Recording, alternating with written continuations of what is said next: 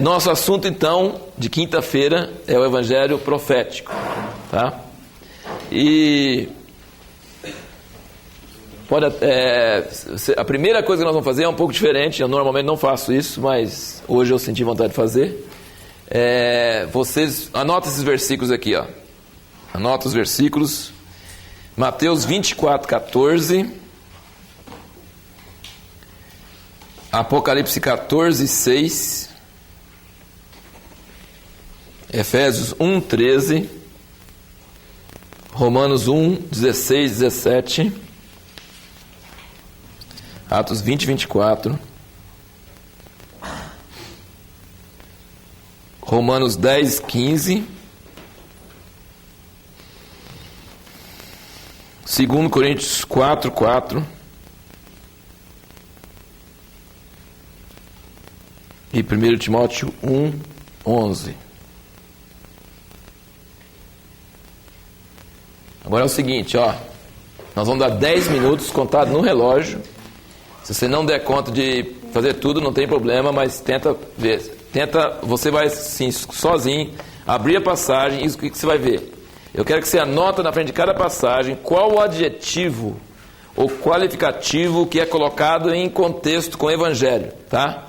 Em todas essas passagens, junto com a palavra Evangelho, vem ou junto com ele mesmo, ou um pouco mais na frente, no versículo, ou ao redor, vai vir um qualificativo do Evangelho. Nós estamos cansados de falar Evangelho, mas eu quero só dar uma amostra para você ver nas Escrituras, né, em cada passagem dessa, você põe na frente, escreve a palavra ou as palavras qualificativas do Evangelho. Sabe, Evangelho de que, né, o que está relacionado com o Evangelho, tá? Então vamos contar 10 minutos e aí manda abraço. Pode desligar isso.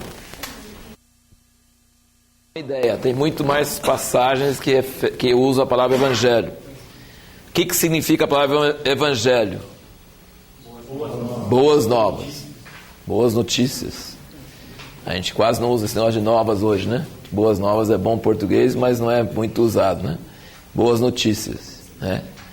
Então você imagina se o pai está no hospital e a esposa está ganhando nenê e ele está andando para frente e para trás, né? Esperando assim, e chega o médico e fala assim: eu tenho um evangelho para você, porque a palavra evangelho no grego era emprestado de boas notícias. Então o evangelho não é um termo originalmente que poderia ser usado sem qualificativo. O cara que jogasse na loteria e ganhasse, o outro fala assim: eu tenho boas novas para você, você ganhou na loteria, não é? Entendeu? Seu filho nasceu, ótimo, boas novas, entendeu? Então todas as palavras que hoje nós sacralizamos, né, igreja, evangelho, apóstolo, são todos termos que eram usados no grego na vida comum, né? Então hoje a pessoa não se chamaria apóstolo, ela chamaria enviado, embaixador, né? Representante, procurador, né? Seriam termos normais da vida comum, né? E nunca colocaria na frente do nome, sempre depois, né? Apóstolo você nunca põe na frente, apóstolo fulano, né? Você não vai encontrar isso na Bíblia. Você vai encontrar fulano, apóstolo de Jesus Cristo, porque apóstolo não é título, é função, né? Entendeu? É função dele. Então não é título, não é hierarquia, mas era uma pessoa enviada em nome de outra. Basicamente é isso, uma pessoa que é enviada em nome de outra. E igreja, eclésia, os chamados para fora. Então um pessoal selecionado por convite, que são. Então aí, todos os termos que hoje nós usamos meio assim, é apóstolo, é igreja, evangelho, nós colocamos uma coisa assim, na verdade eles estavam escrevendo numa linguagem que todo mundo sabia que eram termos usados na vida comum, na vida diária. Então, notícias, boas notícias de quê? Vamos citar aí algumas coisas, cita aí alguns dos termos que vocês encontraram aí. Boas notícias do reino, que mais? Salvação, de quê? Da glória de Cristo, da graça, da fé, da glória de Deus, coisas boas. Alguns outros vocês viram aí? Eterno.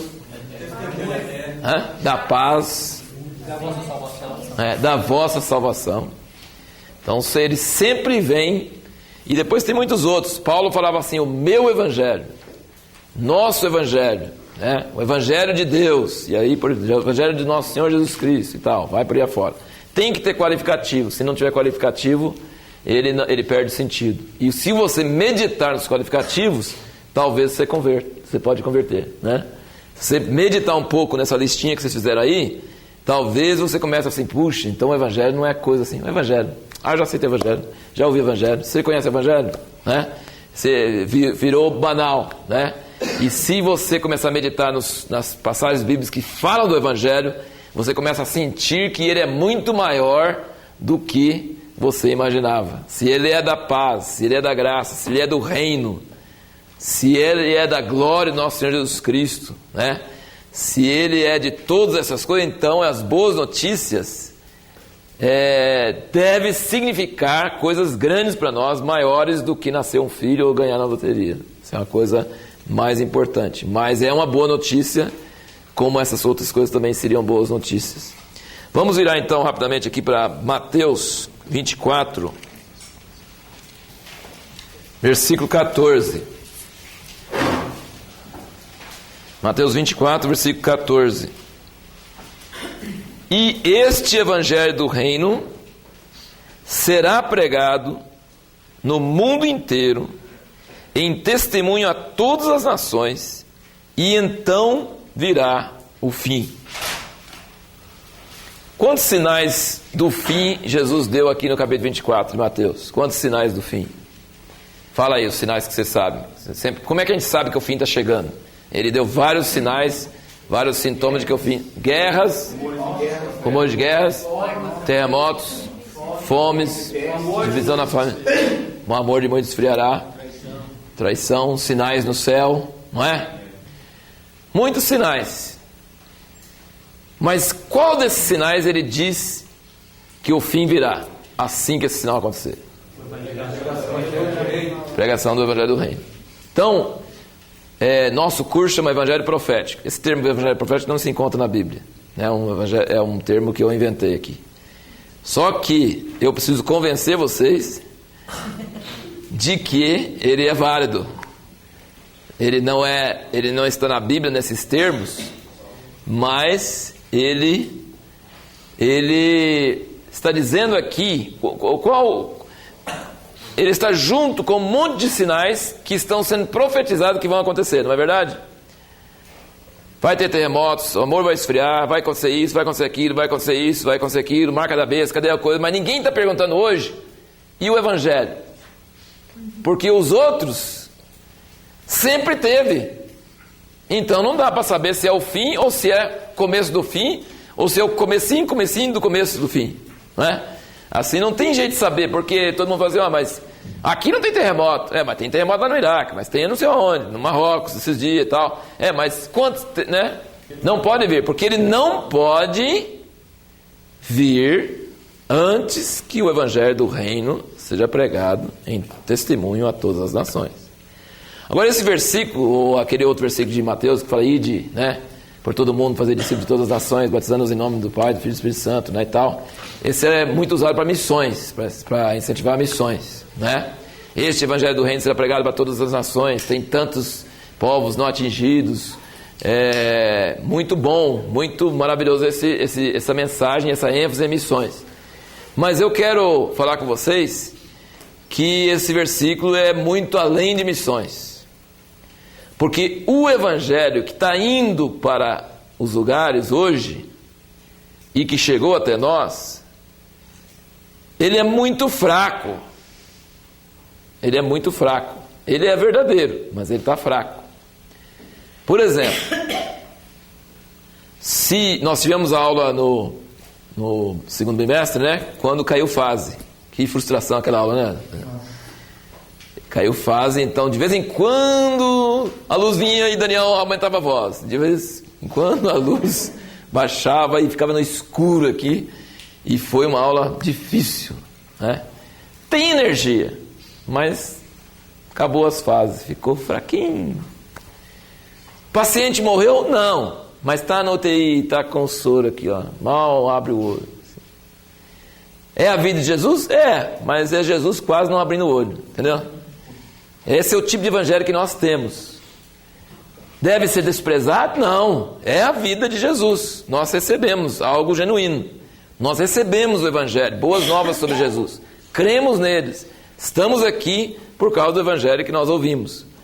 Mas, meus irmãos, se for depender desse evangelho aqui, para ser pregado a toda criatura, em testemunho a todas as ações, e então virá o fim vem lá para o ano 3000. E olha lá, porque a gente está correndo, e parece que não está saindo do lugar, né? Os muçulmanos estão crescendo mais do que nós, né?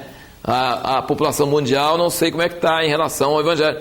Então, se for para ir nessa velocidade, com esse evangelho, vamos dizer o evangelho do reino, esse mesmo. Alguém discute, não, mas... Alguém chegou para mim, quando eu preguei sobre isso, falou assim, não, mas o evangelho foi pregado naqueles países dos anos 10, 40, muitos anos atrás, já tiveram a chance deles. Eu falei assim, engraçado, né? Tiveram a chance deles, né? Milhões e milhões e bilhões de pessoas nem ouviram. Os tataravós lá atrás talvez ouviram, e olha lá se ouviu também, porque não sei se teve muita chance. O Ocidente, não, ondas e ondas e toda geração, e lá não. Quer dizer, isso faz sentido? Não faz sentido. E ele fala, será pregado em todas as nações, para testemunho a todas as nações, então virá o fim. Então Deus não vai terminar a história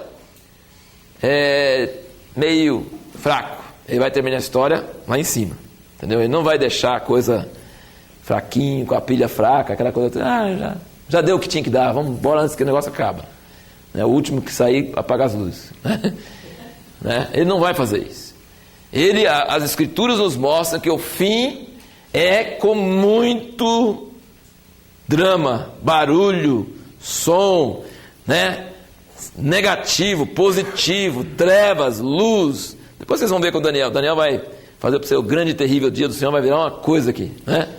O grande e terrível nós não estamos preparando para ir acabando a pilha. Olha, me arrebata antes que o negócio acaba. Não, a Bíblia fala de um grande confronto entre as trevas e a luz. Fala que nós estamos preparando para o maior evento da história, e o mundo não acabou ainda por causa disso, porque Deus está esperando, o diabo está esperando, está todo mundo esperando para ver se vai dar, para ver no que vai dar. Que Jesus veio, ele fez a obra, consumou a obra, mas a nossa realidade, a nossa história não prova que ele está certo. Tanto é que acabaram de fazer um filme sobre a morte dele, que está todo mundo falando e tal, mas que não mostra a verdade da vida dele. Mostra um cara apanhando pra caramba e sangue pra tudo quanto é lado, mas não mostra a ressurreição, não mostra quem é, não mostra pra quem que é. Quer dizer, então ninguém entende, ninguém sabe. Aquele filme do Mel Gibson? Exatamente. Então, quando eles ficam sabendo errado. Ficam sabendo sem... Então não tem. E Deus não vai terminar a história do mundo desse jeito. Ele fala em testemunho a todas as nações. Sabe o que ele está pensando? Ele fala assim, eu não mando ninguém para o inferno sem ele saber por que ele está indo. E ele vai saber que ele teve chance. Sabe? É em testemunho a todas as nações. Deus não quer que ninguém tenha o prazer de ir para o inferno falando assim, eu estou indo e mereço, mas eu não tive chance. Ele não quer. Ele fala assim, vai ter chance. Entendeu? Vai ter chance. Vai ter chance. Tem chance. E para ter chance... tem que ter uma coisa que ainda não está tendo, tem que ter uma pregação do Evangelho do Reino, que vai ser diferente do que esse Evangelho fraco que nós temos hoje. Agora, vamos dizer que alguém fala, não, mas o Evangelho é esse mesmo, que a gente creu, não tem mais Evangelho. Para que Evangelho profético? Não vai ter mais Evangelho, Evangelho é esse aí mesmo. Eu falei assim, então esse Evangelho é fraco, hein? Esse Evangelho mudou, hein? Esse Evangelho... porque não está tendo força para as pessoas sair do seu país e ir para outro país e evangelizar. Não, quase ninguém vai. Brasil quase não manda missionário. E quando manda vai para os Estados Unidos. Aí não sabe se é missionário ou se é imigrante. Quem está indo para os lugares difíceis? Quem está empenando lá para valer? Não tem hoje. Onde está indo o dinheiro da igreja? Para prédios, para conforto. Então os evangélicos nunca tiveram tanto no Brasil, nunca tiveram tanto dinheiro e nunca aplicaram tanto dinheiro errado e o evangelho não está indo. Então a igreja está doente, a igreja está mal. E esse evangelho, então, ele tem 2 defeitos. Primeiro, ele não está mudando as pessoas que receberam e ele não está correndo igual ele devia correr. Porque quando o evangelho é poderoso, ele corre. Ele corre. Jesus falava assim, não fala. E o pessoal falava. Não fala. O pessoal falava. Hoje a gente fala, fala. E ninguém fala. Né? Fala. Prega. Prega as boas novas, rapaz. Sim, pois não. Mas que boas novas? Se eu tenho que mandar você pregar as boas novas, então não é boas novas. Porque o pai que ouviu, eu ganhei um filho, sai contando para todo mundo. Você fica, cala a boca, rapaz. Os outros não estão nem aí. Não, mas eu ganhei um filho. Ganhei na loteria, rapaz. Ó. Entendeu? A gente fica alegre e conta para os outros coisa muito menos importante do que o evangelho da graça, o evangelho do reino. Meu Deus do céu, isso é a maior coisa do mundo e as pessoas conseguem ouvir tranquilamente, calmamente, passivamente. Então não entenderam o evangelho. Então o evangelho não entrou. Então o evangelho do reino, este evangelho do reino será pregado. Sabe quanto tempo gasta para alcançar todo mundo? Pouquíssimos anos. Precisa de televisão? Rádio? Não. Boca a boca. A samaritana encheu a cidade dela em poucas horas. O evangelho naquela época na base de jumento, na base de ir a pé, na base de navio que naufragava, na base de tudo quanto, ele correu o mundo inteiro rapidinho. Entendeu? Quando tem o evangelho do reino, corre. A Bíblia diz que a palavra de Deus corre velozmente. Sabe? Então são 2 problemas. Primeiro, o evangelho tem que me mudar tanto que eu não aguento ficar calado. Me enche de alegria, me enche de entusiasmo, me enche de paixão. E aí, quando me enche, o que eu faço? Eu corro e falo. Entendeu? E aí, ninguém aguenta. Se esse número de evangelho que tivesse no Brasil estava cheio do evangelho, o mundo estava sacudido. Assim. O Brasil estava fazendo o globo assim, ó. Fica assim, com esse tanto de evangelho que tem, sabe? Estava mesmo.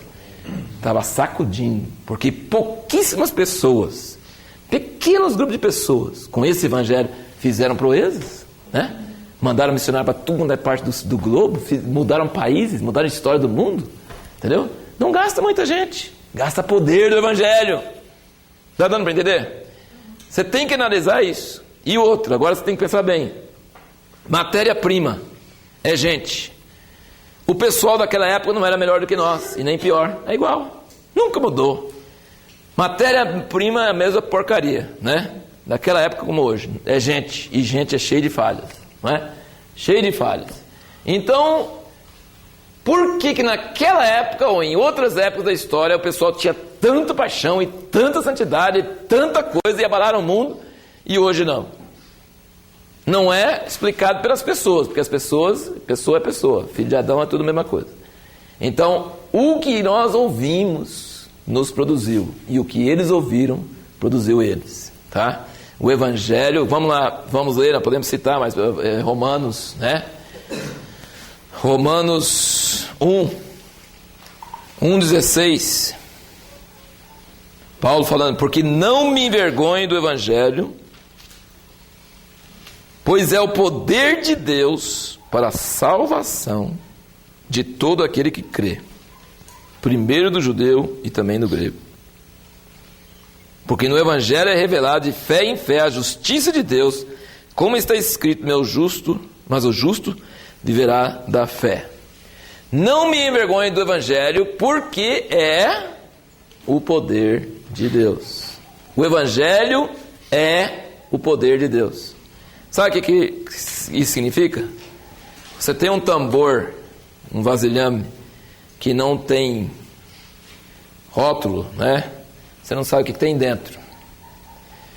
O Evangelho, ele é um produto altamente efervescente. Assim. Você já viu ácido? Alguém já viu ácido?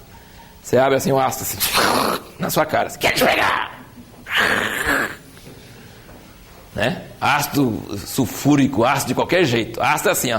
Você põe um negocinho dentro dele, ele... Peguei você. Acabou. Não é assim? Ácido é assim, uma coisa perigosa. Botou o dedo, só sobra nada. Se bem que a Coca-Cola já chega perto, mas... o Evangelho não é uma coisa passiva, uma musiquinha lenta, calma. Não. O Evangelho é poderoso. O Evangelho é o poder de Deus. Se o Evangelho pegou você, cuidado, que o negócio é perigoso. Ele vicia. O Evangelho vicia. O Evangelho não é neutro. Ele não é uma coisa passiva. Sabe? Ele não é uma coisa fraca, domesticada. O Evangelho é o poder. Ele fala, não me envergonhe do Evangelho, porque o Evangelho é o poder de Deus para a salvação de todo aquele que crê. Caramba, os caras fazem cada espaço para ir lá para Marte, para ir não sei o que aonde, mas o Evangelho é para transportar você do reino das trevas para o reino eterno de Deus, para transformar esse corpo num corpo glorioso, vai viver eternamente, para introduzir você na divindade. Você não acha que o Evangelho é poderoso? O Evangelho é um negócio, nossa, cuidado com esse negócio. Você abre a panela, E naquela época eles chamavam, o que chamavam Paulo e os outros amigos dele?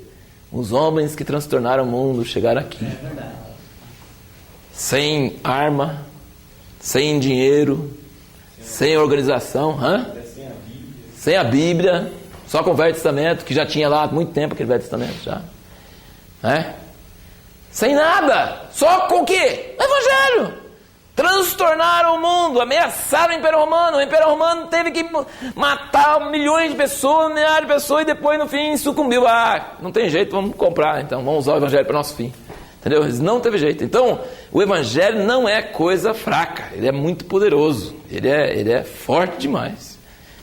Apocalipse 14, versículo 6 diz: e vi outro anjo voando pelo meio do céu, e tinha um Evangelho eterno, para proclamar aos que habitam sobre a terra, e a toda nação, e tribo, e língua, e povo, dizendo com grande voz: Jesus morreu na cruz para salvar vocês. Foi esse o Evangelho eterno que ele pregou? Olha o Evangelho que ele contou, porque o anjo está voando pelo céu, um dos últimos sinais, que já é parecido essa passagem com o que ele fala em Mateus 24, este Evangelho do reino será pregado a todas as nações. Ele diz, este anjo tinha um Evangelho para toda nação, tribo, língua e povo, E você sempre acha que às vezes a mensagem do Evangelho só é essa: Jesus morreu na cruz por seus pecados, para te salvar, entrega para ele e você vai ser salvo depois. Esse é o Evangelho. Ensina a mensagem evangelística. Então, é lógico que isso faz parte do Evangelho, mas o Evangelho, sim, só nesses termos não muda ninguém, não vai mudar ninguém. E o que ele diz? Temei a Deus e dai-lhe glória, porque é chegada a hora do seu juízo. Já pensou? O cara chega para você e fala assim: eu tenho boas novas para você, esse negócio vai explodir, tudinho. Tudo! Vai sobrar nada! Ô glória! Aí você vai, ô glória, ô glória, ô glória. Depende de onde você investiu seus dólares, onde você investiu. Se você fala que a bolsa caiu, você não investiu nada na bolsa, você não está nem aí. Mas você investiu na bolsa, do jeito que vai a bolsa, vai seu coração. Vai para cima,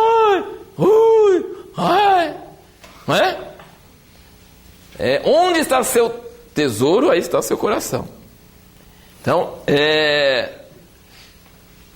temei a Deus e dai-lhe glória, porque é chegada a hora do seu juízo. É chegada a hora do seu juízo. Isso é chamado de Evangelho. Adorai aquele que fez o céu e a terra, e o mar, e as fontes das águas. Alguém pode me explicar por que isso é boas novas? O negócio vai acabar, Deus está vindo e ele está bravo, e ele vai julgar tudo. Vai queimar toda iniquidade, vai queimar tudo, é o grande e terrível dia do Senhor. Que boas novas. Vocês acham que é boas novas? Porque ele está dizendo que é boas novas. Agora eu quero que vocês me expliquem como é que é boas novas. Aí explica você mesmo assim, você hoje, se soubesse disso. Seria boas novas se a gente soubesse disso hoje? Fala o grande e terrível dia do Senhor. Grande e terrível. Quando essas coisas começarem a acontecer, levantai as vossas cabeças, que a vossa salvação está próxima. Aí o outro fala assim: montes, eu de repente estou apaixonado pelo terremoto, eu quero que aconteça um terremoto, o maior terremoto do mundo, aconteça agora, me cubra agora concreto, assim, até uns 2 km de altura. É isso que eles vão falar, todo mundo assim: eu quero terremoto, eu gosto de terremoto, eu amo terremoto, eu queria ficar debaixo de pedra e concreto, porque um míssil nem consegue passar. Não é o que eles vão falar nos últimos dias? Por quê? Mas você vai ficar amassadinho, vai acabar com você. Não tem problema. Qualquer coisa é melhor do que enfrentar o cara que está no trono. Olhar não esconde. Mas não tem jeito de esconder. Porque ele vê através do concreto, não adianta, mas eles vão querer. E o outro fala assim, ai, nossa redenção se aproxima, não é? Então são duas reações para o mesmo evento. Para o mesmo evento. A questão mais importante, você gosta de Deus? Porque se você gosta de Deus, Ele está chegando, é boa nova. Agora, se você não gosta dele, é perigoso. Porque Deus é assim, ó. Se você chegar do lado bom dele, é o céu. Se chegar do lado ruim deles, é o inferno. Entendeu? Então, mas que tudo vai chegar nele, vai chegar, não tem jeito. Ele vai atrair você querendo ou não querendo. Entendeu? Vai ter uma atração assim, você vai. Agora, a questão não é dúvida se você vai, é dúvida se você vai de costa ou de frente, né? Você vai arrastar assim, não quero ver. E o outro vai assim, eu quero chegar. Não é? Essa é a dúvida, mas que vai. Não vai sobrar mais nada, vai ser só aí. Então, é as piores notícias do mundo para quem não está preparado, para quem não gosta de Deus. E as melhores notícias do mundo para quem está querendo isso mesmo, está só aguentando aqui. Entendeu? Se eu investir tudo lá, ele falou assim, a vossa vida está escondida com Cristo em Deus. Quando Cristo, que é a vossa vida, se manifestar, vós também vos manifestareis com Ele em glória. Se tudo que eu quero, tudo que eu amo, tudo que eu invisto está nele, e Ele está falando que está chegando, é a melhor coisa do mundo. Né? Você vai pagando consórcio, você ganhou agora, o carro não vai sair, ótimo. Eu estou investindo no reino de Deus, o reino de Deus está chegando, ótimo. Né? Acabou. Mas acabou, tá? Agora, tem muito crente que está falando que está lá, mas está investido aqui. Aí nessa hora que parece a mulher de Ló, indo embora de Sodoma, mas olhando para trás. Entendeu? Então, o problema, se vai achar bom ou não essas notícias, boas essas notícias, nós precisamos ser preparados agora, não é, irmãos? Porque se for hoje, a gente não vai estar feliz, não.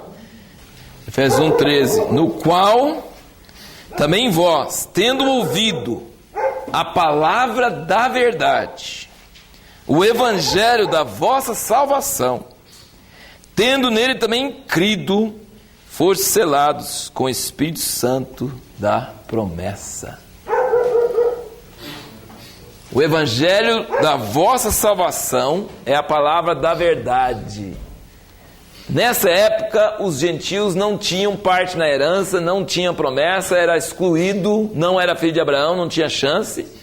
E o que mudou essa postura deles? O que mudou essa categoria deles? Vocês são gentios.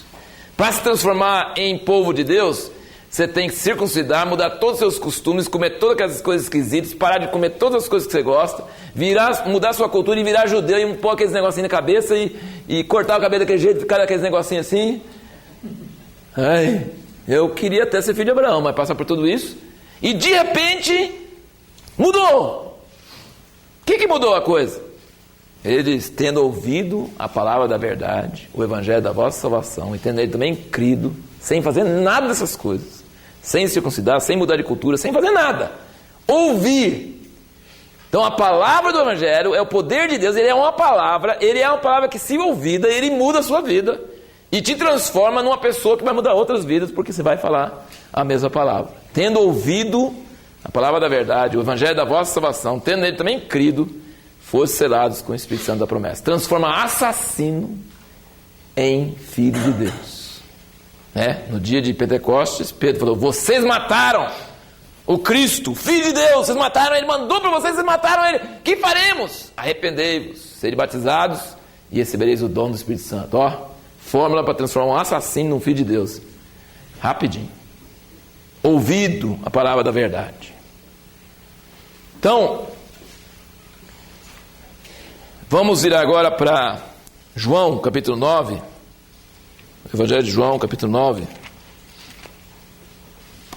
Versículo 39. Prosseguiu então Jesus: eu vim a este mundo para juízo, a fim de que os que não veem, vejam, e os que veem se tornem cegos. Já pensou? Eu vim para cegar os que veem e abrir os olhos dos cegos. Aí os fariseus tinham que fazer a pergunta. E ele fez justamente para isso. Para eles fazerem a pergunta. Alguns fariseus que ali estavam com ele, ouvindo isso, perguntaram-lhe: porventura somos nós também cegos? Porque é uma pergunta interessante. Porque ele fala assim: eu vim para cegar os que veem e abrir os olhos do que não veem. Então, quem que você queria ser nessa época de Jesus? Segundo o que ele disse aí. Quer ser cego, né? Ele dividiu toda a humanidade em cego e não cego. E a bênção é para o cego e o maldição para o que vê, né? Então, porventura nós também somos cegos? Porque na época, cego para eles era um estigma, uma coisa... Eles perguntam, o cara nasceu cego. Aí perguntaram, começou essa passagem aqui, perguntaram para cima: Jesus, mas quem pecou? Ele ou seus pais, que nasceu cego? Então deve ser o pecado dos pais dele, porque ele não teve nem tempo para pecar, já nasceu cego, né? Porque eles achavam que cegueira ou pecado era resultado do pecado. Então desprezavam, né? Desprezavam. Depois ele foi curado e falou assim: tu és todo nascido em pecado e vem ensinar a nós? Né? Falaram isso com ele. Tu és tudo nascido em pecado? Se não fosse nascido em pecado, você não era cego. Como você nasceu cego, é prova que você nasceu em pecado. Agora eu nasci vendo, então eu sou bem melhor que você. Aí Jesus falou, né? Essa palavra, ele falou assim: porventura nós somos cegos? Aí Jesus dá essa resposta muito forte que eu quero chamar a atenção. Respondeu Jesus: se fosses cegos, não teríeis pecado. Mas como agora dizeis, não nós vemos, permanece o vosso pecado. Porventura nós somos cegos? Ceguinho, né? Desprezando. Porventura nós também somos cegos? Se fosses cegos, não teríeis pecado. Mas como você fala que vê, esse pecado permanece. Tá? Então, vamos lá, antes de comentar mais sobre isso, Apocalipse 3, versículo 14. Ao anjo da igreja em Laodiceia escreve: isto diz o Amém, a testemunha fiel e verdadeira, o princípio da criação de Deus. Conheço as tuas obras, que nem és frio nem quente. Oxalá foras frio ou quente.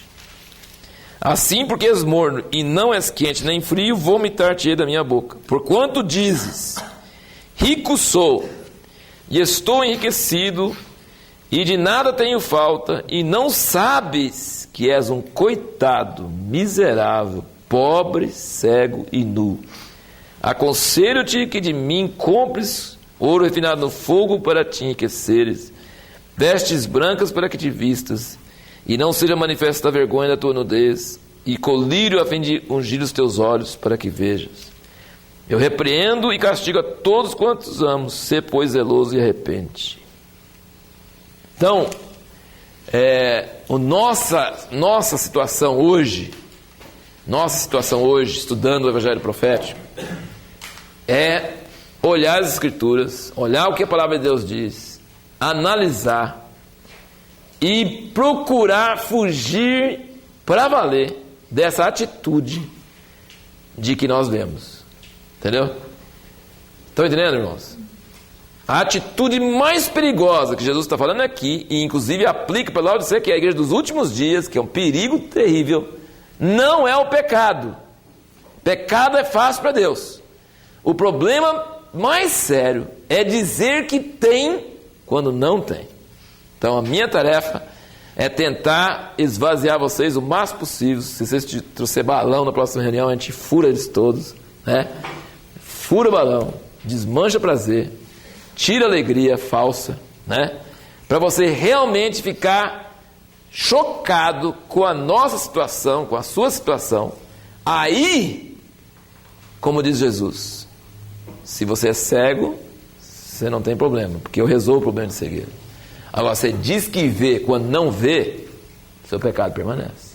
Ele fala para Laodiceia: você fala que é rico, que tem tudo, e não sabes que é pobre, cego e nu, miserável.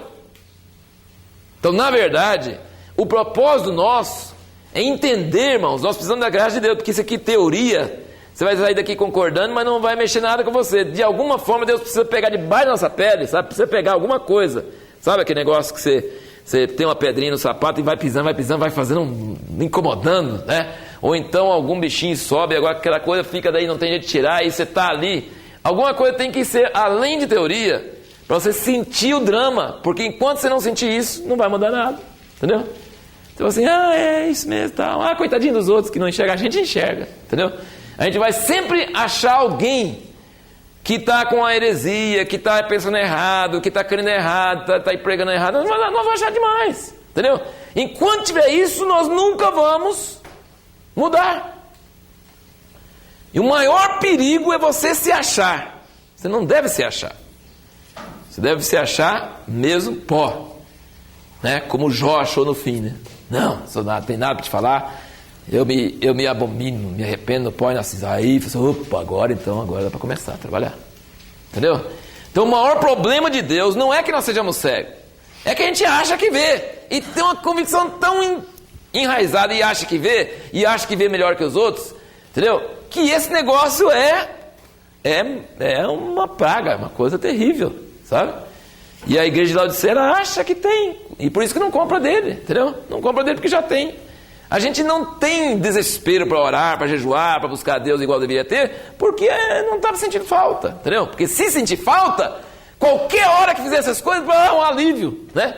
Porque você está andando, você está com atenção, eu preciso, agora dá para orar, que bom, entendeu? Dá para orar, dá para buscar Deus, porque eu sou carente, eu sou miserável, eu preciso comprar dele, eu preciso dele, eu tenho que ter ele, entendeu? Então qual é o seu assunto? São banalidades, teológicas, comentar sobre os outros, mostrar que os outros estão errados, aí mostra claramente que você está na pior dos piores casos, né? Pior dos piores casos. A igreja não está bem, mas quando nós falamos da igreja, estamos falando de nós, porque nós não temos, entendeu? Então, de alguma forma, a palavra tem que abrir nossos olhos para a gente entender o estado e se entender, até pela Laodiceia, e falar, não tem problema, né? Eu repreendo quantos amo, né? Tem pessoas que falam, não, Laodiceia está desprezado. Não está desprezado, ele está repreendendo e falando que pode, né? Então, essa é a coisa mais importante para a igreja hoje, a igreja na face da terra hoje, seria ela entender o quão pouco ela realmente tem. Se ela entendesse, ela mudaria de atitude e haveria uma seriedade, uma sobriedade, uma humildade, um quebrantamento, um desespero, sabe? E isso ia trazer um vendaval do Espírito Santo sobre a face da terra, com certeza, porque Deus está perto dos abatidos, quebrantados, né? Contritos de coração. A reforma de Lutero, né? Que vocês vão estudar bastante depois, mas a reforma de Lutero, as igrejas protestantes não mexeram depois que aconteceu, até hoje ninguém mexeu, e está faltando. Sabe o que ele fez? Ele tirou do latim, pôs na língua dos povos a palavra, falou sobre justificação pela fé, somos salvos pela graça, entendeu? Trouxe de volta várias coisas da palavra que tinham sumido, desaparecido. Ele fez um trabalho bom, mas não suficiente, entendeu? Então o evangelho que nós herdamos, que nós ouvimos, que nós estamos aqui como resultado dele, nós temos que dar graças a Deus por ele, porque sem ele nós nem estaríamos aqui. Mas nós temos que entender que ele não está completo, ele está defeituoso, ele está faltando. Ele foi passado para nós, faltando elementos básicos, entendeu? Então, a nossa fé em Jesus ela é genuína, mas ela é fraquinha, entendeu? Ela é energia, mas ela está faltando uma fase, né? É uma coisa que, para Deus terminar a história da igreja na face da terra, ele vai ter que restaurar essa palavra do evangelho. Ela tem que ser pura, ela tem que ser cortante, ela tem que ser fulminante, ela tem que ser esse ácido poderoso que assusta, mas depois que você entra nela, você não quer mais outra coisa, entendeu? Então ela é uma divisora, é uma coisa violenta, uma coisa forte. E nós vamos estudar então esses 4 meses sobre esse assunto, né? Nós vamos tocar na superfície só, nós não vamos poder fazer grande coisa, mas nós vamos tocar em alguns elementos básicos para entender, porque Jesus morreu na cruz, ressuscitou, subiu aos céus, derramou o Espírito Santo. A gente sabe disso, prega isso, ouviu isso e creu isso. Então por que falta? Vai aumentar mais palavras? Né? Vai aumentar mais palavras? Não vai aumentar mais palavras, o conteúdo não precisa ser aumentado. Mas então o que está acontecendo? Sabe o que é um gato? Né? Um gato é quando o cara pega sua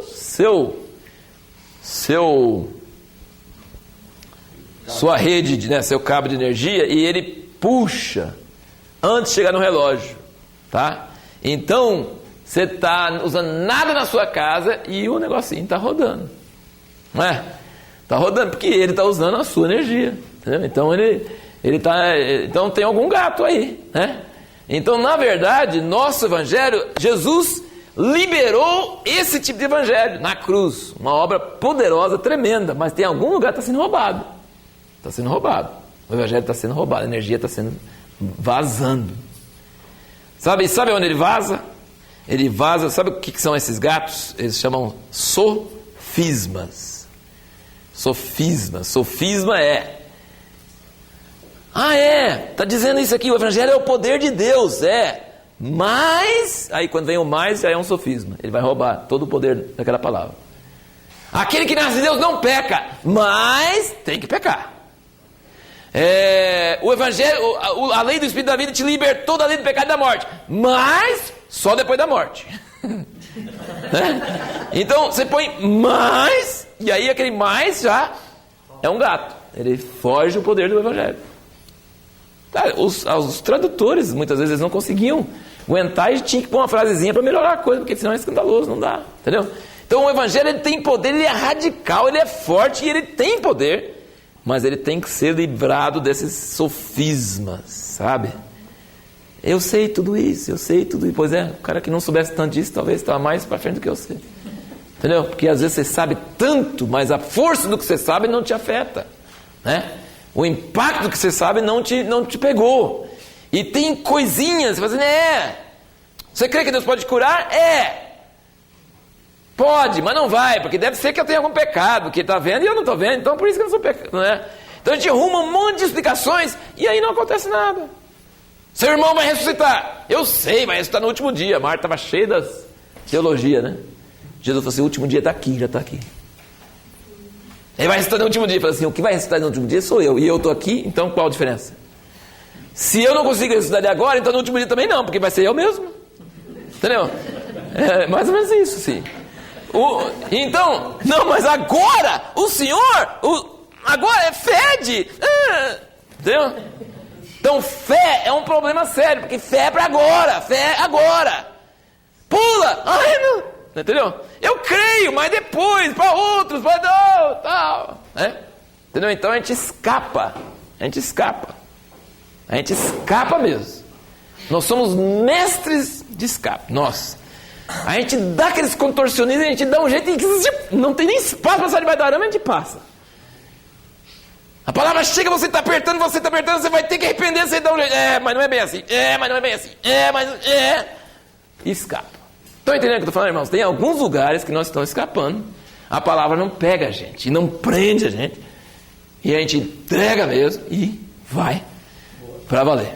Entendeu? Então a gente precisa, pelo menos, por teorias, não vai acontecer com ninguém não. Por teoria só.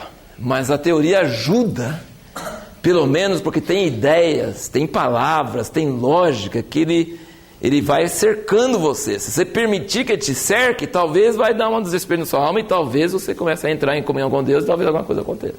Entendeu? Então não é assim, ela é uma coisa inexorável. Assim, ela vai chegando e fechando suas saídas. Tem que desarmar esses sofismas. Tem que desarmar essas conversas. Crente é assim, igreja é assim, evangelho é assim. Não, a vida cristã é essa mesmo. Eu recebi o Espírito Santo é assim mesmo. Você lê na Bíblia, não é assim. Quando eu recebi o Espírito Santo, tinha muito mais poder, tinha muito mais gana por Deus, não é? Então, não precisa explicar. Precisa entender que você não está entrando no que você tinha direito de entrar. Você tem muito mais. A obra de Jesus na cruz é muito maior. O evangelho é muito mais poderoso. Tem muito mais do que nós estamos pegando, entendeu? E tem coisa roubando. Então nós temos que ir atrás dessas coisas que estão roubando. E desarmar eles. Desarmando, até que a coisa começa a ficar, né, mais claro. Se o Jonathan Edwards pregava a palavra e os caras pegavam no poste para não cair no inferno, e sem levantar a voz, e lendo com aquele óculos grossão, assim, devagarzinho. Então a palavra, ela destrói sofismas. Se ela destruir mesmo, você fica em desespero. Então é a palavra. É a palavra. Ele falou, eu vos enviaria o profeta Elias antes do grande e terrível dia do Senhor, e ele converterá. Ele é Deus presente. Acabou a conversa. Acabou as desculpas. Acabou. Adão e Eva podiam fazer aquelas vestezinhas de folha de figueira. Pecou, mas resolveu. Tá bom. Tá bom enquanto Deus não aparece. Que hora que Deus aparece, folha de figueira está com nada. Eu estava nu, tive medo, estava nu. Cadê suas folhas de figueira? Não está com nada. Entendeu? Então, ele não está com nada na hora que Deus aparece. Mas antes de Deus aparecer, não, estou com minhas folhas de figueira. A igreja está assim, ó. Olha, minha teologia, eu tenho explicação para tudo. Se Deus chegar para mim hoje, eu explico para ele. Eu tenho algumas falhazinhas, é verdade, mas o outro tem muito pior falha. Se eu for para o inferno, então o outro vai muito mais. Então, acho que eu estou na média, estou melhor, eu estou numa boa. Entendeu? Não tem média para Deus. Não tem média. Se você ler a Bíblia, ele tem coragem de pegar os servos mais perto e acabar com ele, destruir até Jerusalém, a casa dele, tudo. Ele acabou com tudo, não tem jeito. Deus perde na frente de Satanás, se for o caso, mas ele não aceita coisa errada. Entendeu? Então ele tem coragem de fazer coisa que a gente não tem coragem.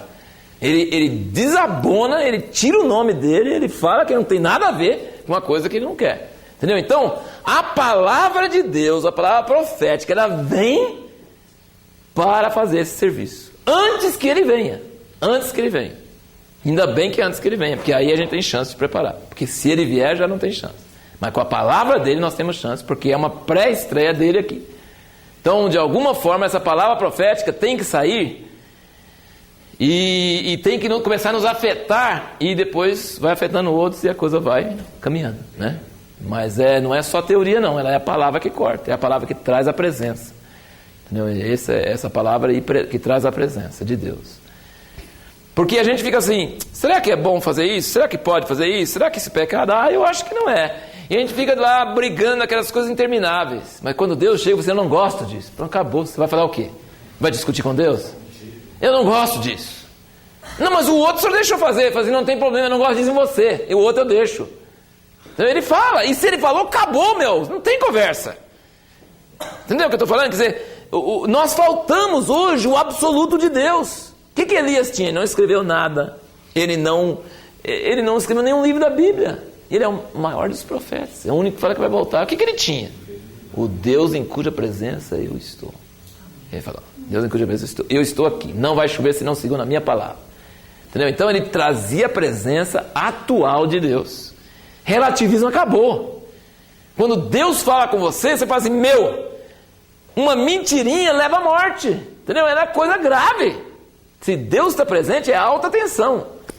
Entendeu? Então, a palavra profética ela precisa trazer Deus presente nesse nível, que a gente vai ter grande graça e grande temor. Vai ter curas, milagres, prodígios, porque Deus está presente, está assinando embaixo, mas vai ter morte, juízo, e você não brinca com ele não, sabe? Você não brinca com ele não, porque ele não é brincadeira.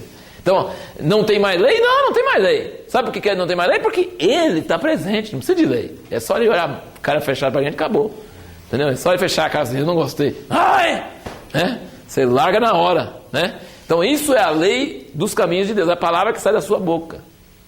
Jesus falou, transforma essas pedras em pão. Ele podia. Ele falou, não, o homem não vive de pão, mas de cada palavra que sai da boca de Deus. Ele não falou para transformar, não vou. Estou morrendo de fome, morrendo de vontade. Você chegou e apresentou, mas eu não vou, porque eu dependo da palavra dele, não faço nada. Entendeu? Então a lei de Deus, a lei de viver na presença de Deus, ela é muito mais severa do que a lei de Moisés, porque não é um sistema de regrinha que eu sigo, mas ela é a palavra de Deus, vive em nossas vidas hoje. Agora, se você está se baseando em obras como folha de figueira e se orgulhando deles, e a sua consciência lá dentro vai acusar que isso não vai dar certo, mas você ignora e você é ensinado religiosamente que obras resolvem quando não resolvem, mas você compra esse evangelho falso, entendeu? Por exemplo, no tempo de Lutero, todo mundo vivia daquele jeito, mas ele não comprou. Ele fez tudo, andou sobre caco de vidro, joelhado, jejuou, virou monge, foi ver o Papa, fez tudo, ensinou ele a fazer tudo e falou lá fazer. E quando ele chegava lá e fazia, ele falou assim, mas não deu, tô mal, não deu. Entendeu?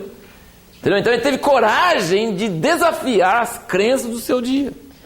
Então Deus vai te julgar segundo a luz que você tem, mas se você não... Mas você tem que tomar muito cuidado com essa luz, porque se você se acomoda, você compra a mentira e se engana achando que é verdade. Então é muito fino esse negócio de julgamento de Deus. Ele não vai ser muito segundo o jeito que você está achando, que nós estamos achando. Entendeu? Não vai ser o jeito evidente, ele vai julgar segundo a luz, mas segundo a luz também que você podia ter tido se você quisesse. E vai mostrar para você todas as vezes que você podia ter tido luz e você rejeitou. Ah não. Entendeu? Somos indesculpáveis. Então, o juízo de Deus é segundo a justiça, perfeitamente de acordo com a luz que a pessoa teve, não além, né? Ele não vai julgar além do que ela tem, né? Mas a questão de como ela adquiriu essa luz ou não é que é essa questão. Então, nós estamos falando o seguinte, a reforma não foi completa, por isso o evangelho que nós temos é fraco. Antes da reforma era mais fraca ainda, praticamente inexistente, eles achavam que tinha que comprar, entendeu? Então, graças a Deus pelo que nós temos, graças a Deus pela luz que chegou até nós, graças a Deus pelo evangelho que chegou até nós. Mas quem disse, e todo mundo está dizendo, né? Todo mundo está dizendo, as igrejas todas estão dizendo, os evangélicos todos estão dizendo que já tem o evangelho, que só precisa esparramar mais, multiplicar mais e crescer mais a igreja. Todo mundo está dizendo, e ninguém fala que o evangelho está faltando. Mas quem disse que o evangelho está correto, do jeito que está? Quem disse que Lutero descobriu tudo? Entendeu? Não tem nenhuma prova de que com Lutero parou e o protestantismo está certo. Pelo contrário, a prova da história mostra que o protestantismo está errado. O pentecostalismo também, entendeu? Não ama um ao outro, não tem santidade, não tem unidade e não tem paixão. Então isso não é evangelho, entendeu? Então alguém está dizendo que chega, eu sou rico, abastado, tenho tudo, mas está errado, gente. E alguém tem que acordar os outros. Fala assim, gente, está errado, né? Não está certo esse negócio. Vocês pararam o processo. O processo foi bom até onde foi, mas vocês estão parando? Não pode parar, tem que prosseguir. E em frente. Nós não temos doutrina apostólica e tem apóstolos hoje. Todo mundo se chamando de apóstolo, não tem nem doutrina apostólica. Como é que vai ter apóstolo sem doutrina apostólica? Entendeu? Esse que é o problema. Como é que eles estão falando, chamando de apóstolos já? Chamando pessoas de apóstolos. Consagrando apóstolos. Chamando de apóstolos, quer dizer, pessoas até boas, pessoas de Deus, pessoas maravilhosas, mas estão se chamando de apóstolos. É um engano, porque não tem doutrina apostólica. Como é que estão se chamando de apóstolos? As pessoas naquela época não eram melhores do que nós. Eles não eram melhores do que nós, mas eles ouviram um evangelho melhor do que o nosso. Eles ouviram uma palavra que transformou a vida deles. Nós não ouvimos ainda. Porque eles têm que falar assim, igual os fariseus. Jesus, porventura nós somos cegos? E ele fala assim, se fosse cego, não teríamos pecado. Mas você acha que vê seu pecado? Continua. Entendeu? Eu sou convertido, batizado, recebi o evangelho, recebi o Espírito Santo, agora estou tranquilo. Agora só tenho que ajudar os outros coitados a chegar também, no que eu estou. Entendeu? Então essa atitude é uma atitude errada, de Laodiceia, a atitude dos fariseus. Né? Não funciona. Vamos ler aqui 1 Coríntios 1. Eu queria que vocês firmassem um pouco no seguinte pensamento. Que segundo o conceito dos apóstolos, nós já comentamos isso em Efésios 1:13, né? Mas eu quero voltar a enfatizar. Eles criam que a pessoa é mudada pela palavra que ela ouve. O elemento que muda a pessoa é a palavra. Eles criam que a palavra pregada muda a pessoa. Tá? Entendeu? Porque eu estou dizendo... Nós não temos ainda uma vida de Cristo, uma vida assim como deveria ter, porque nossa palavra não está, alguma coisa está roubando a força dela, entendeu? E eu estou querendo mostrar aqui os versículos onde Paulo mostra que a palavra é que muda, é a palavra que muda. Onde você vai receber? Meu Deus, o que eu tenho que fazer? Jejuar mais, orar mais? Não! Fazer mais obras, ser mais esforçado, tentar mais, isso vai resolver? Não vai! Porque o que muda não é isso, o que muda é a palavra muda. A palavra, ela pode mudar a sua vida. Mas nós temos palavras. Nós estamos cheios de palavras, mas não da palavra. A palavra Porque a palavra atrás das palavras é a própria Jesus. Ele está na palavra. E você só vai entender isso. Por exemplo, vamos fazer o seguinte, vamos falar o seguinte. Você não conhecia o Evangelho muitas vezes antes de converter? Não conhecia antes de converter? Ou você converteu na primeira vez que você conhecia? Você nunca tinha ouvido falar de Jesus e da primeira vez que você ouviu, você converteu? Não, você sabia essa história, não sabia? E mudou alguma coisa? Mas um dia mudou, né? Então o que aconteceu? É a mesma palavra. 10 vezes você ouve e não muda nada. Um dia você ouve a mesma coisa, muda tudo. Jesus morreu! Mas você sabia o tempo todo não chorou. Mas agora eu vi. Agora que eu vi. Você entende o que eu estou falando, gente? Então é revelação da palavra, mas na verdade, sem revelação a palavra nem é palavra, ela é barulho. Trovejou. Um falou assim, trovejou. Outro falou assim, Deus falou. Falou isso. Um falou, trovejou. Todo mundo, trovejou. É barulho. Então muito conhecimento bíblico que a gente tem é barulho. Mas vida não, cadê a vida? Palavra. Porque essa palavra muda. Entendeu? Então, nós vamos ter que, vocês vão ter que, eu gosto de ver vocês incomodados. Querendo entender, entendeu? Porque se você falar, entende, faço, então perdi o meu trabalho. Mas você fala assim, não estou entendendo o que ele está querendo, você acha bom. Porque aí pelo menos você está entendendo que o negócio é mais sério do que está pensando. Entendeu? É mais sério. A palavra, vocês estão achando que o Evangelho é simples? Você acha que é coisa comum? Estou cansado disso, estou cheio disso. Não, gente, não é comum. Se você vê mesmo, você vai ter uma nova conversão mais radical do que a conversão que você teve. É isso que eu estou falando. Pode ter. Pode ter. Por que não pode ter? Olha, se nós convertemos, a palavra não tocava nada na gente, por que a gente está nesse meio que a gente está agora? Por que a gente não pode ser uns 100% para frente? Porque a palavra fez isso com outras pessoas, não pode fazer conosco. Entendeu? Então, se tirar os gatos, os ladrões, né, da palavra que estão roubando a força, os sofismas, né, se tirar eles, ele pode nos pegar com todo o impacto dele. É a mesma palavra, não é uma coisa nova, uma nova teoria, uma nova doutrina, entendeu? Não, é a mesma palavra, só que ela vai pegar. Grande parte do nosso propósito nesse curso é isso, que quando vocês começarem a pregar o Evangelho, falar da palavra, vocês talvez não vão ter vai demorar a chegar a resposta que nós estamos procurando, né? Mas pelo menos alguma coisa você vai transmitir, e não só teoria. Tem alguma coisa viva para vocês, alguma coisa real, entendeu? Alguma coisa que toca a sua vida, você vai passar para o outro e ele vai sentir também, entendeu? Mas você não vai falar, eu tenho, você fala assim, eu estou no caminho, eu tenho alguma coisinha, mas eu quero buscar mais, entendeu? Então esse é o ministério da palavra, esse é o ministério da palavra, né? É ter revelação, transmitir o que você tem, mas fala assim, eu quero buscar mais, eu quero ver Jesus mais, eu quero conhecer Jesus mais, eu não estou satisfeito com o nível que eu tenho, entendeu? Eu não estou satisfeito com o nível de revelação, o nível de... Eu quero ver Jesus, né? Eu quero estar mesmo, entendeu? Então, porque não, o que nós estamos falando não é coisa simples, gente, não vai acontecer de um dia para o outro, não. Vem 1000 anos, né? Vem anos e anos, a coisa vem... Nós estamos numa fase, e é hora de entrar em outra fase, mas Deus é que sabe, assim, exatamente qual a velocidade, né? Qual o tamanho... Mas com certeza ele abomina esse espírito de Laodiceia que nós estamos acabando de falar aqui. Ele abomina. E o único jeito de conseguir entrar nessa fonte é crer que ela existe e que nós não temos. Tá? Você tem que crer nessas duas coisas. Olha, tem, mas eu não tenho. Se você começar a entender isso, tem, mas eu não tenho. Pode ter, mas eu não tenho. Isso cria um desespero. O desespero é bom. Cria uma insatisfação, uma tristeza, uma inconformidade. Isso é motor, isso vai gerar ação na sua vida, decisões, você vai mudar seu rumo, você vai mudar suas decisões por causa dessas coisas que você está começando a sentir, entendeu? Isso é a força motriz. Lutero chegou onde chegou por quê? Grande insatisfação, grande inconformidade. As respostas, ele não aceitava qualquer resposta, entendeu? Não aceitava, então foi para frente, né? Depois o versículo 21. Visto como na sabedoria de Deus, o mundo pela sua sabedoria não conheceu a Deus, aprove a Deus salvar pela loucura da pregação os que creem. Aprove a Deus salvar pela loucura da pregação os que creem. Pois enquanto os judeus pedem sinal e os gregos buscam sabedoria, nós pregamos a Cristo crucificado, que é escândalo para os judeus e loucura para os gregos.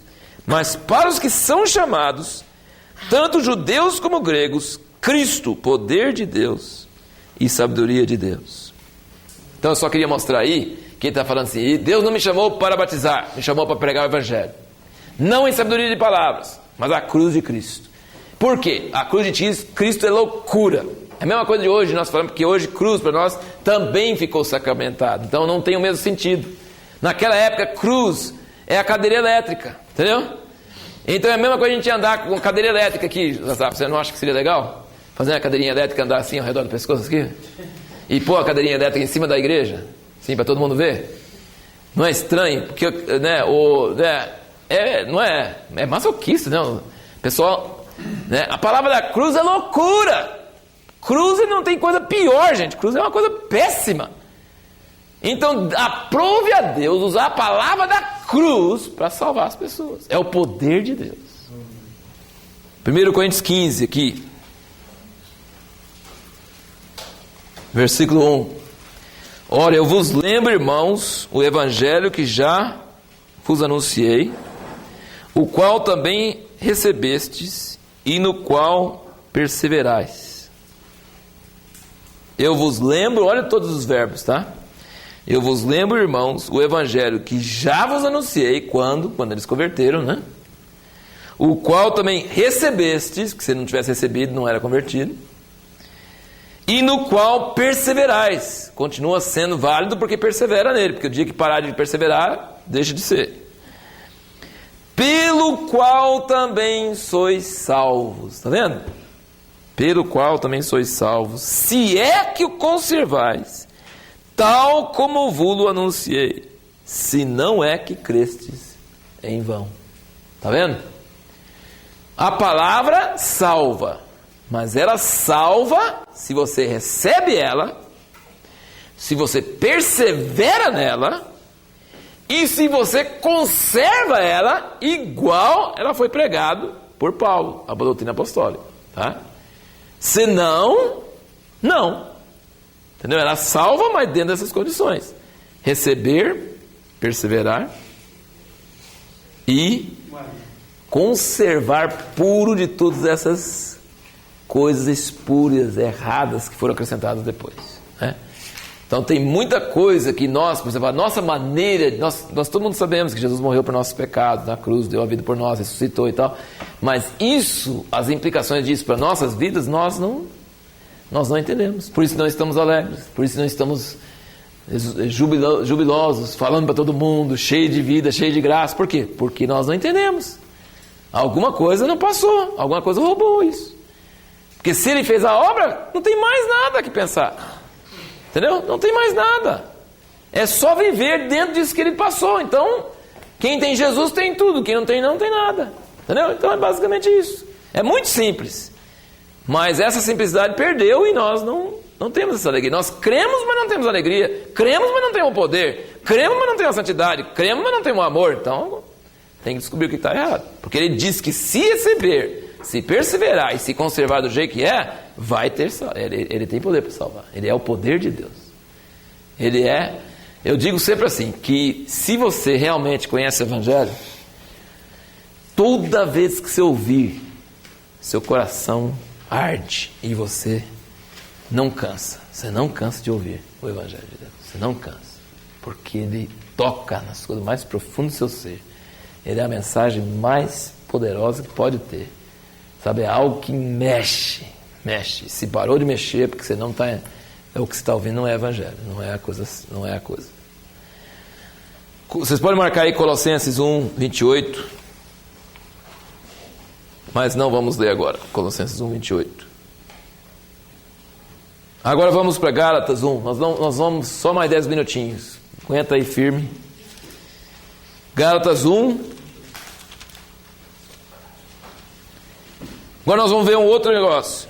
Que essa corrupção do Evangelho já começou no tempo da Bíblia. Então, esse corrompimento do Evangelho, esse negócio, se é que eu conservar do jeito que eu dei, porque se não conservar, ela não vai salvar mais. É isso que ele está falando em 1 Coríntios 15. Se não é que creste em vão. Crer em vão. O que é crer em vão, gente? Alguém já pregou isso para vocês? Alguma vez nas igrejas por aí eles falam assim, pode crer em vão? Crer em vão. É possível. Tem crente que há 20 anos está crendo em vão. O que é crer em vão? Não crendo numa palavra correta. Não conservou como devia ser. Lutero falou, eu não acredito nesse negócio, eu não acredito, joga fora, não funciona. Tem que ter pessoas hoje que falam, não adianta, o evangelho que faz as igrejas ficar tudo brigando, tudo com fofoca entre si e coisa, esse evangelho, isso é vida de Jesus, não quero isso. Entendeu? Então tem pessoas já questionando, o que é o evangelho de verdade? O que é esse produto que todo mundo está vendendo? O que é?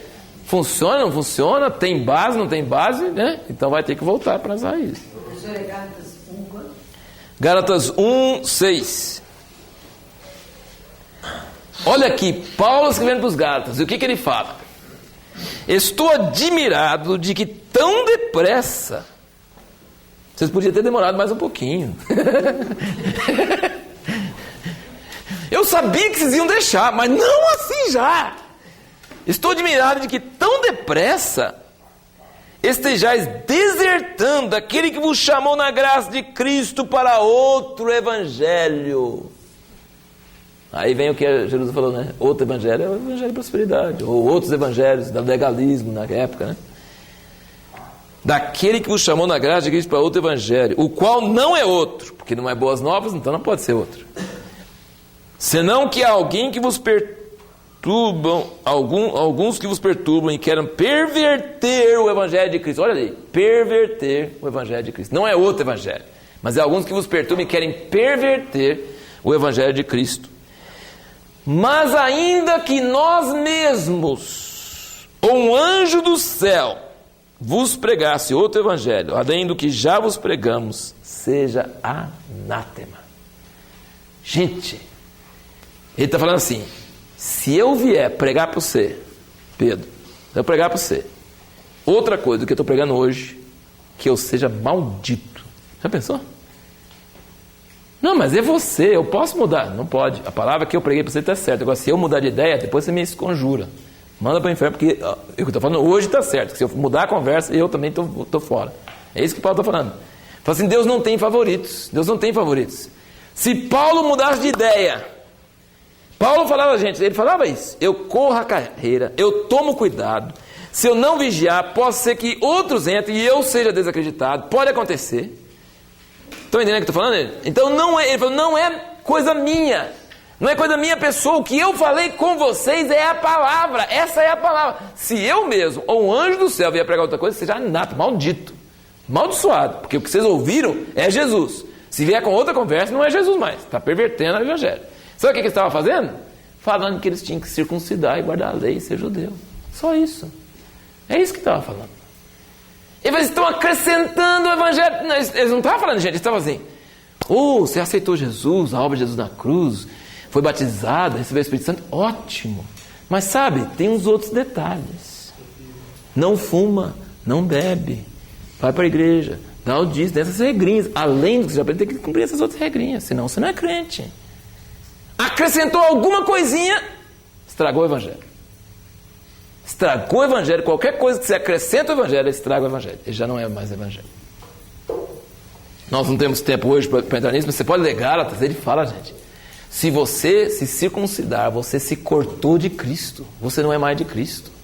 Mistura um pouquinho de lei, um pouquinho de esforço, aceita Jesus, mas faz a sua parte. Cumpre o seu lado. Não, tem que acrescentar alguma coisinha. Acrescentou alguma coisinha, já estragou. Deus falou assim, eu não quero mais nada. É outro evangelho, é outra coisa. Entendeu? Então isso é muito importante entender isso. Que tudo que você acrescenta ao evangelho, estraga o evangelho. Perde sua função.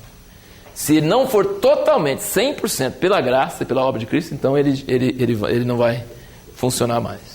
Por exemplo, deixa eu só dar um exemplo. Romanos 8, versículo 1. Portanto, nenhuma condenação há para os que estão em Cristo Jesus. O cara que escreveu isso falou assim, o que é isso? Nenhuma condenação para os que estão em Cristo Jesus? E o cara vai aprontar, fazer o que quiser, falar que está em Cristo Jesus, não tem condenação para ele? É claro que tem condenação para ele, ele está aprontando. Ele está em Cristo Jesus e aprontando, não pode. Então ele pôs na frente, que não anda segundo a carne, mas no Espírito. Ah, bom. Se anda no Espírito não tem condenação, anda na carne tem condenação. Você não vai andar no Espírito, A não ser que você creia que é pela graça. Porque se você crê que é, agora estou no Espírito, não tem condenação. Agora estou na carne, agora tem condenação. Então não é condicional. Tudo que você acrescenta, fura, tira o poder do Evangelho. Mistura, dilui. Você tem um produto bom, mas você mistura um monte de água no meio, ele vai perder a força, né? Ele vai perder a força. Por isso a gente fala assim, não, Jesus... Sabe qual é o Evangelho normal, que todo mundo crê? Jesus morreu na cruz para perdoar todos os pecados que eu cometi antes de ser batizado. Mas depois de ser batizado, tem que andar na linha. Não é? Porque se eu não arrepender, não confessar, e não colocar na luz, e não fizer certinho, não fizer coisa, não vai ter perdão. Depois é condicional, antes é incondicional. Entendeu? Então tem condição depois e antes é incondicional. Então o Evangelho nosso, a gente não fica muito feliz. Né? A gente não fica muito feliz, porque você está certo, graças a Deus, perdoou tudo, mas agora tem uma vida todo dia na frente, e eu estou pisando na bola toda hora. E aí, como é que fica? Então todo mundo fica assim, meio assim, ó.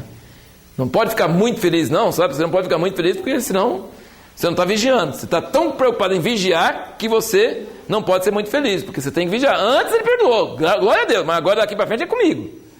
Né? Então esse conceito das nossas obras e da nossa vigilância, que eu tenho que ter vergonha na cara, e eu tenho que fazer assim, que me mantém sem alegria, sem poder, sem graça e sem vontade de pregar o Evangelho para o outro, porque eu sei que eu vou chamar o outro para viver uma vida tão difícil quanto a minha. Então não estou muito alegre, muito animado.